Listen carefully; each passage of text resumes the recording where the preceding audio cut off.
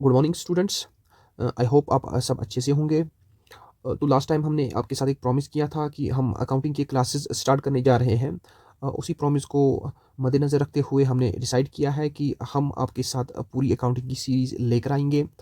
तो जो भी बच्चे अभी क्लास 11th में एडमिशन लिए हुए हैं या लेना चाहते हैं, सीए फाउंडेशन के लिए तैयारी कर रहे हैं, या फाइनेंस अकाउंट्स असिस्टेंट के लिए पढ़ रहे हैं, FAA एग्ज़ाम के लिए, या कोई और कम्पिटिटिव एग्ज़ाम है लाइक बैंकिंग एग्ज़ाम्स हमारे होते हैं, यहाँ पर हमारा अकाउंटिंग का पोर्शन आता है। तो उनके लिए ये सीरीज़ बहुत बहुत ज़्यादा इंपॉर्टेंट है। तो अगर आपको अकाउंटिंग की अच्छी नॉलेज चाहिए, तो आप हमारे साथ रहिए। हम आपके साथ डेली या एटलीस्ट एक वीकली बेसिस पे हम 2-3 लेक्चर्स आपके साथ डिस्कस कर लेंगे।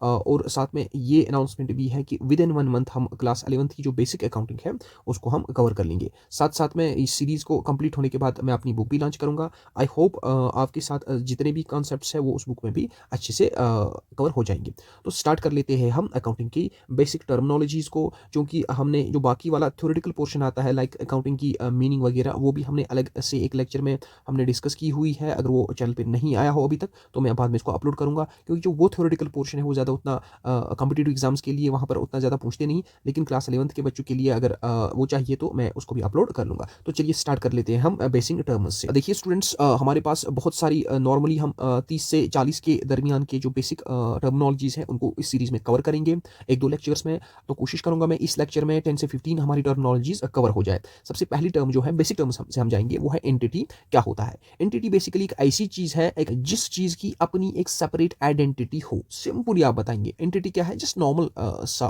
कॉन्सेप्ट है। ये एंटिटी किसको बोलेंगे? हर वो कोई चीज़ जिसकी एक अपनी पहचान है। फॉर एग्ज़ाम्पल ये अगर राम है, ये फॉर एग्ज़ाम्पल श्याम है, ये हमारा साजिद है, ये हमारा जौहर है, ये हमारा वाहिद है, ये हमारा मुबशिर है, ये रहा हमारा हफ़ीज़, ये रहा परवेज़। तो जितने भी ये पर्सन्स हैं अगर हम देखेंगे इन सब की एक अपनी अलग आइडेंटिटी है, ठीक है ना? तो एंटिटी का मतलब क्या हुआ? एंटिटी मतलब वो हर कोई वो चीज़ जिसकी एक अपनी पहचान है, अपनी एक आइडेंटिटी है, ठीक है ना? तो इसके बाद हम मान लेते हैं एंटिटी तो क्लियर हुआ, लेकिन बिज़नेस में जब हम पढ़ने जाते हैं तो हमें वहाँ पर पढ़ना पड़ता है बिज़नेस एंटिटी। ध्यान रखिएगा, this is business entity not business entity concept, क्योंकि business entity concept is something different which we are going to discuss in next lecture और 2-3 लेक्चर्स के बाद, ठीक है ना? तो बिज़नेस एंटिटी हम किसको बोलेंगे? बिज़नेस एंटिटी सिंपली एक ऐसी बिज़नेस एंटरप्राइज़ जो बिज़नेस एक्टिविटी कर रही हो, यानी हर वो कोई पर्सन, ठीक है ना?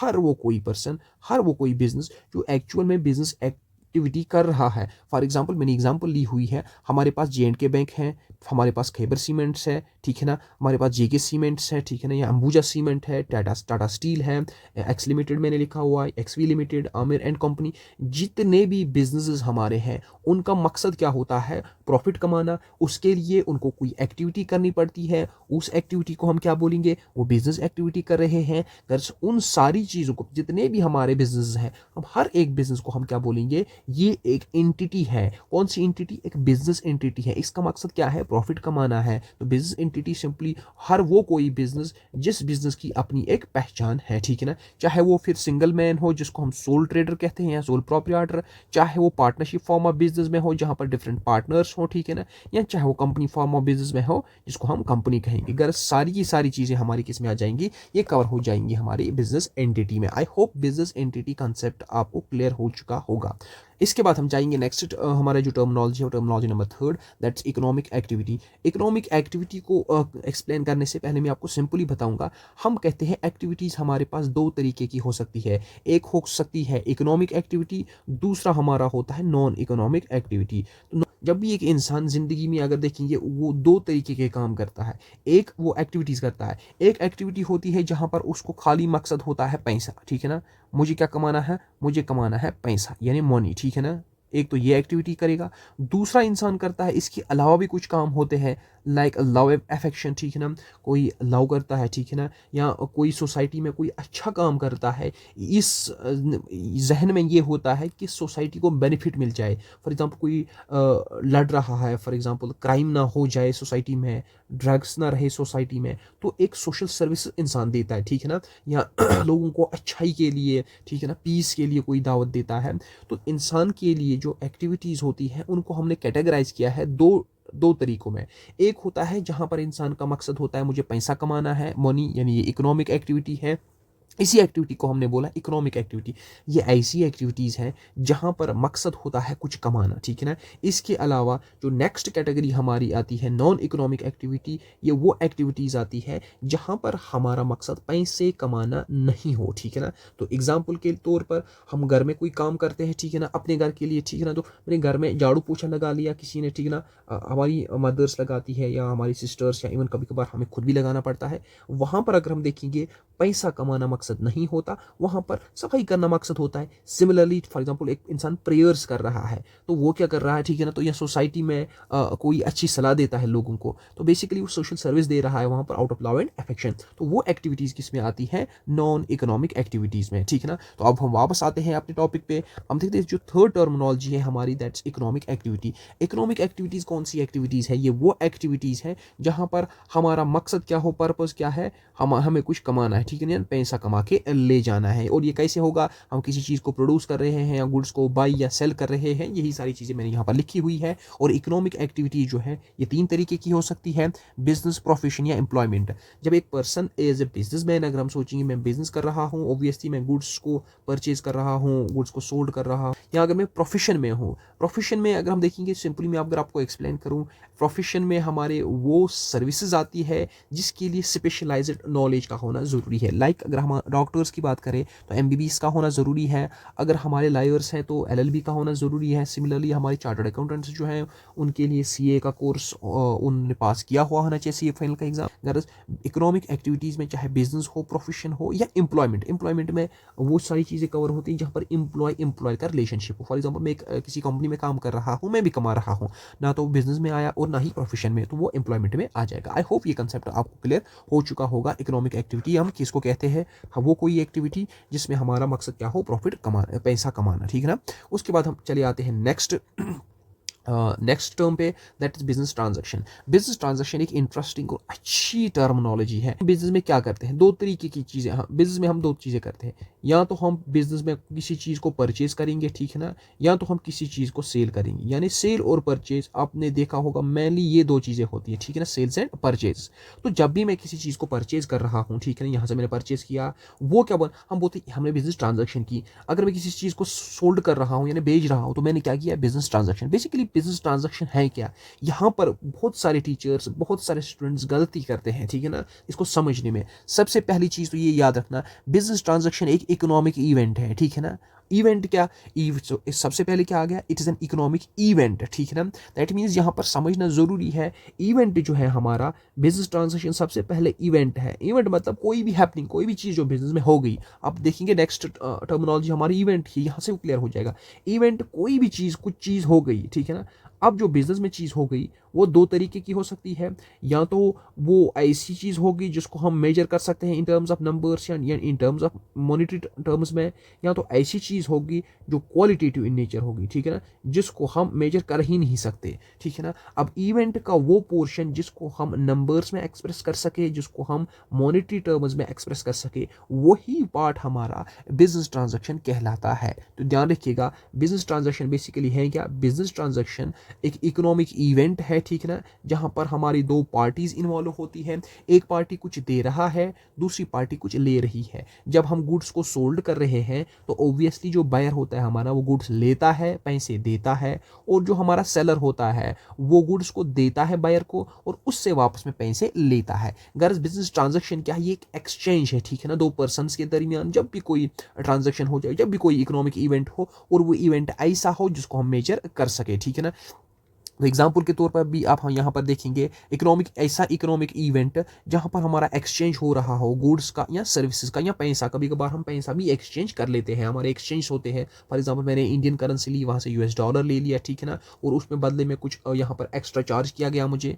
तो सिंपली जो business transaction, these are economic events. लेकिन नीचे आप देखेंगे which are measurable in monetary measurable in monetary value, यानी वो इकोनॉमिक इवेंट्स जिनका क्या होता है, मॉनेटरी वैल्यू होता है, ठीक है ना। बेसिकली सबको तो इनको तो रिकॉर्ड अकाउंटिंग में करना ही है। एग्जांपल के तौर पर यहाँ पर हमने सेल्स ले लिया, यहाँ पर परचेजेस ले लिया, या मैं किसी को वेजेस दे रहा हूँ, किसी को मैं सैलरी दे रहा हूँ, मैं रेंट पे कर रहा हूँ, जितनी या इंश्योरेंस पे कर रहा हूँ, अगर जहाँ पर भी आप देखेंगे एक्सचेंज हो रहा है बिजनेस में, ठीक है ना, एक पर्सन पैसा दे रहा है, दूसरा पर्सन ले रहा है, ठीक है ना, या बिजनेस कोई सर्विस दे रही है, वहाँ से पैसे ले रही है, ठीक है ना, वो सारी चीज़ें कवर किस में हो जाएंगे, बिजनेस ट्रांजैक्शन में। यानी जो कोई भी हैपनिंग बिजनेस में है और जहाँ पर हमारा पैसा इन्वॉल्व हो रहा है, वो सारी चीज़ें किस में आ जाएंगी, हमारी बिजनेस ट्रांजैक्शन में। तो फिफ्थ टर्मिनोलॉजी जो हमारी इवेंट है, इवेंट बेसिकली एक ऑकरेंस है, ये इंटरनल भी हो सकता है, एक्सटर्नल भी हो सकता है, ठीक है ना, जिससे कंपनी की फाइनेंशियल पोजीशन पे असर पड़ जाए, ठीक है ना। तो आगे हम देखेंगे फाइनेंशियल पोजीशन हम किससे मेजर कर सकते हैं, वो आगे वाले लेक्चर्स में हम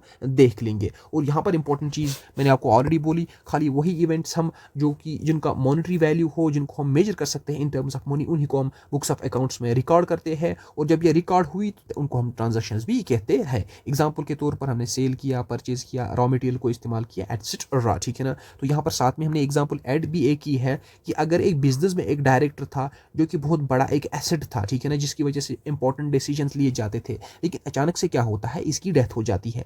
अब अगर इसकी डेथ हुई तो बिजनेस में ऑब्वियसली बिजनेस के ऊपर तो बहुत बड़ा सदमा पड़ा, लेकिन अगर इसकी डेथ हम देखेंगे, इसको हम मेजर नहीं कर सकते, इसको हम एक्सप्रेस नहीं कर सकते इन टर्म्स ऑफ मनी। अब कोई मर गया, ठीक है ना, कितने रुपीज़ का वैल्यू था, कितने रुपीज़ का ये मर गया, हम नहीं कह सकते। सिग्निफिकेंट तो है बिजनेस के लिए, बट ध्यान रखिएगा, बट फॉर्मली हम इसको जर्नलाइज नहीं कर सकते, यानी इसको हम बुक्स ऑफ अकाउंट्स में इसका वैल्यू हम रिकॉर्ड नहीं करते, इसीलिए हम इसको अकाउंटिंग में नहीं लेते, इसीलिए ये बिजनेस ट्रांजैक्शन हमारा नहीं है, ठीक है ना। तो लास्ट पे एक इंपॉर्टेंट चीज़ गोल्डन रूल याद रखिएगा, जितनी भी हमारी ट्रांजैक्शन है दे आर इवेंट्स। पहले ही मैंने बोला हमारा बिजनेस ट्रांजैक्शन जो है दैट्स एन इवेंट, लेकिन सारे इवेंट्स जो है हमारे they are not transactions, therefore all transactions are events, but not all events become transactions. इसको आप अपने वर्ड्स में भी लिख सकते हैं, all transactions are events but all events are not transaction. क्यों? Because some events may be non monetary in form, ठीक है ना, non monetary in nature. Example के तौर पर यहाँ पर डायरेक्टर्स डेथ भी लिखा हुआ है।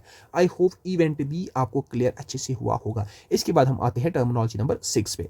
सिक्स्थ टर्मिनोलॉजी हमारी है एंट्री, ठीक है ना, या जिसको हम सिंपली अकाउंटिंग की टर्मिनोलॉजी में जर्नल एंट्री भी बोलते हैं। एंट्री का मतलब क्या हुआ? अंदर घुसना। मुझे एंट्री दीजिए अंदर, मैं मकान के अंदर जाऊँ, या मुझे एंट्री दीजिए मैं गाड़ी के अंदर चढ़ जाऊँ, ठीक है ना। तो बिजनेस में क्या होगा? मुझे एंट्री दीजिए कि मेरी एंट्री कहाँ पर हो, बुक्स ऑफ अकाउंट्स में, ठीक है ना। तो इसको एक्सप्लेन करने के लिए बेस्ट एग्जांपल हमने ले ली। सिंपली एंट्री का मतलब क्या है?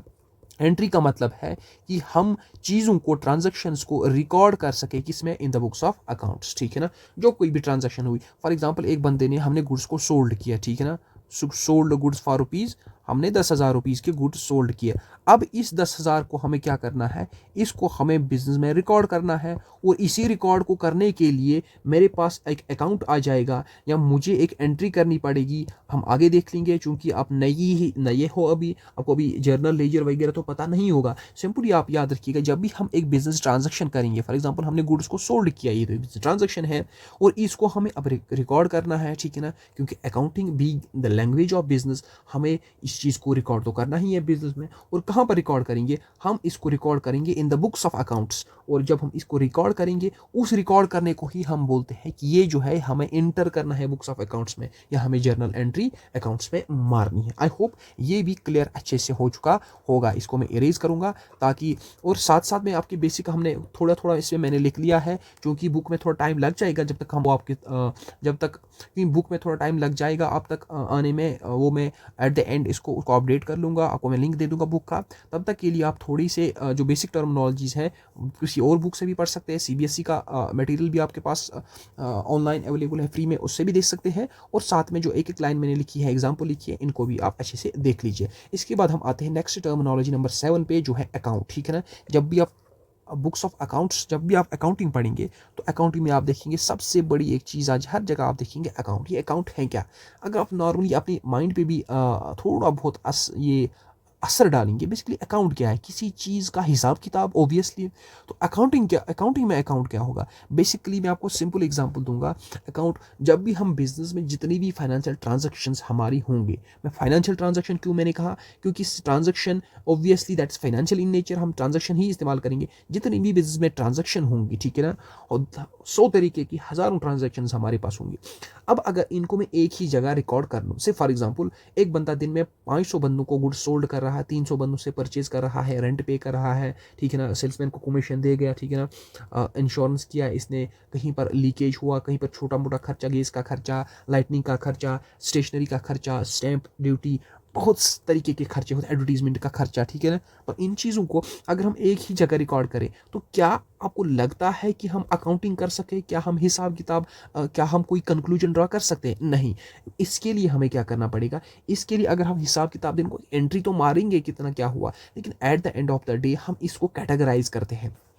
तो बेसिकली अगर हम देखेंगे तो सारा जो है ये मिला हो जाएगा इसका। तो हम क्या करते हैं, जो भी रिलेटेड ट्रांजैक्शन होंगी, एग्जांपल के तौर पर अगर फॉर एग्जांपल सेल्स के रिगार्डिंग हमारी जो ट्रांजैक्शन होंगी उनको हम अलग करेंगे, जो हमने माल परचेज किया होगा उसको हम अलग कर लेंगे, अगर हमने रेंट पे किया होगा उसको हम अलग कर लेंगे, ठीक है ना, अगर हमने फॉर एग्जांपल स्टेशनरी को देखा उसको हम अलग कर लेंगे, ऐसे अगर हमने इंश्योरेंस पे किया हुआ है उसको हम अलग पे रखेंगे, ठीक है ना, किसी को हमने सैलरी दे दी है उसको हम अलग रखेंगे, ठीक है ना। सिमिलरली फॉर एग्जांपल हमने पोस्ट के ज़रिए पोस्टेज पे की हुई है उसको हम अलग रखेंगे। गरज जो भी बिजनेस में रिलेटेड ट्रांजैक्शन होंगी, सेल्स के साथ जो रिलेट हैं वो सेल्स में जाएंगी, परचेज के साथ परचेज में, तो इन सब चीज़ों का अगर हम हिसाब किताब अलग रखेंगे, जो कि हम बाज़ाब्ता अकाउंटिंग में करते हैं लेजर की सूरत में, तो बेसिकली इसके लिए हम एक फॉर्मेट बनाते हैं, ठीक है ना। यहाँ पर मैं लिखूंगा ये मेरा सेल्स अकाउंट है, ये मेरा परचेज अकाउंट है, ये मेरा रेंट अकाउंट है। तो इस चीज़ को हम क्या करते हैं, रिकॉर्ड करते हैं, आया कहाँ से गया कहाँ,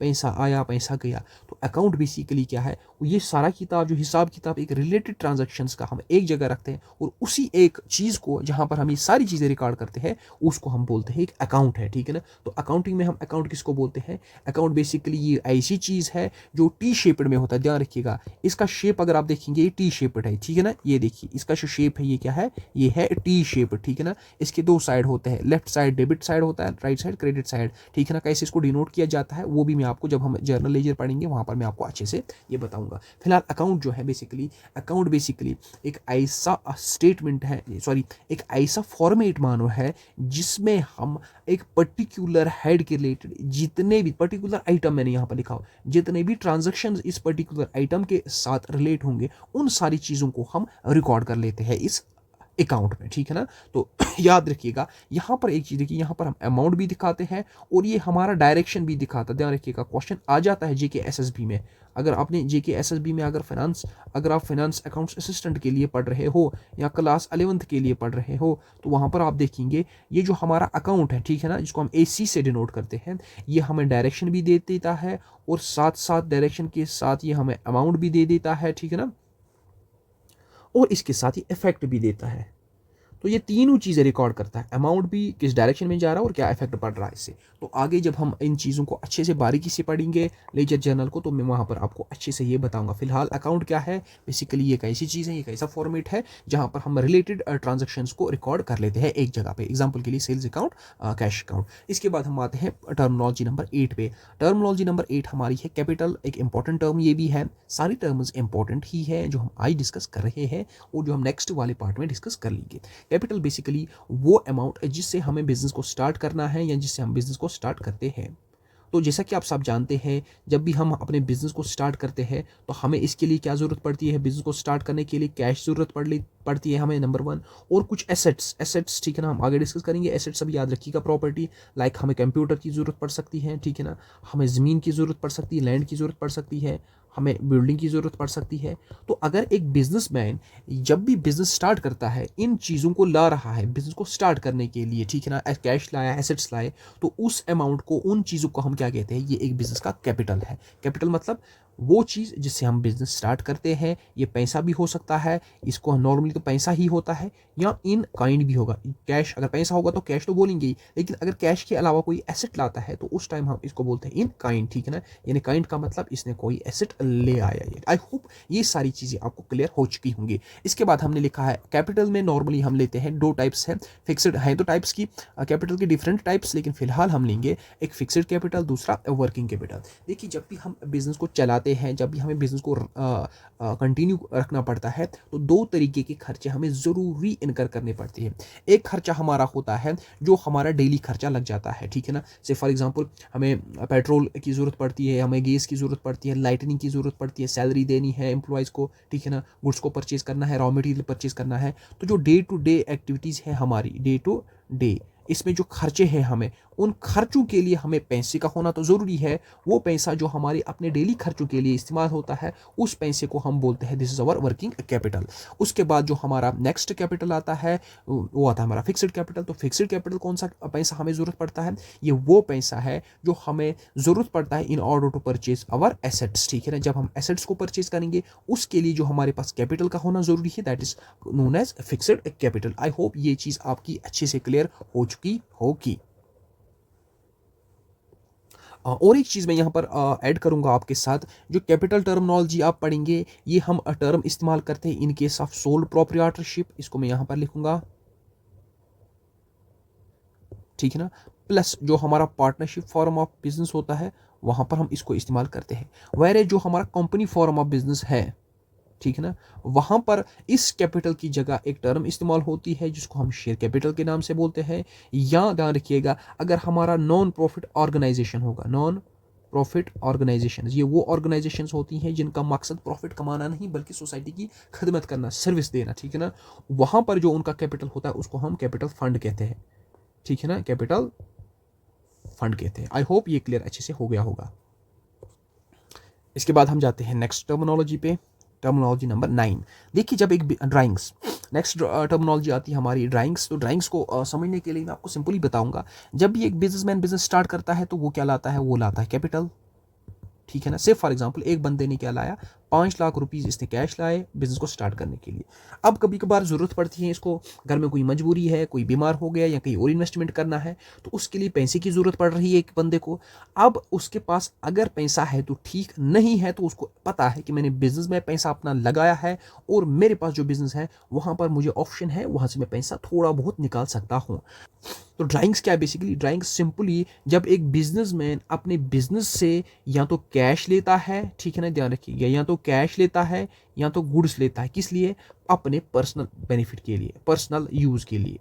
तो सिंपली ड्राइंग्स क्या है? ड्राइंग्स जब भी एक प्रॉपर्टी या जो बिजनेसमैन है हमारा, चाहे पार्टनर है या सोल ट्रेडर है, जब वो बिजनेस से पैसा निकाले अपने पर्सनल यूज़ के लिए या बिजनेस से गुड्स को विड्रॉ करे अपने पर्सनल यूज़ के लिए, घर के इस्तेमाल के लिए, उस टाइम हम क्या बोलेंगे उस पैसे को या उन गुड्स को कि इसने क्या किया? ड्राइंग्स कर लिया। और इससे एक इंपॉर्टेंट चीज़ है, जब भी एक पर्सन ड्राइंग्स करता है तो उससे कैपिटल हमारा क्या हो जाता है? वो कम हो जाता है। तो पढ़ी चलिए, आई होप ये क्लियर हो चुका होगा ड्राइंग्स क्या है। उसके बाद हम नेक्स्ट टर्म पे आते हैं, वो है हमारा बैड डेट, ठीक है ना। बैड डेट को समझने से पहले मैं आपको बताऊंगा सबसे पहले डेटर क्या होता है, जो कि आगे भी हमें आ जाएगा। डेटर्स आपने देखा होगा, थोड़ा बहुत आपने सुना होगा किसी से, डेटर्स। डेटर्स बेसिकली वो पर्सन्स हैं जिन पर्सन्स को हमने माल, ध्यान रखिएगा, जिन पर्सन्स, देखिए एक बिजनेस है, इसने क्या किया? इसने कर लिया सेल, ठीक है ना। सेल मतलब इसने माल बेच दिया, और कुछ कुछ बंदे ऐसे थे जिन्होंने कैश में ले लिया, ओके फाइन। लेकिन कुछ बंदे ऐसे थे जिन्होंने उधार पे ले लिया, मैं लिखूंगा यहाँ पर क्रेडिट, यानी उन्हें उधार पे ले लिया,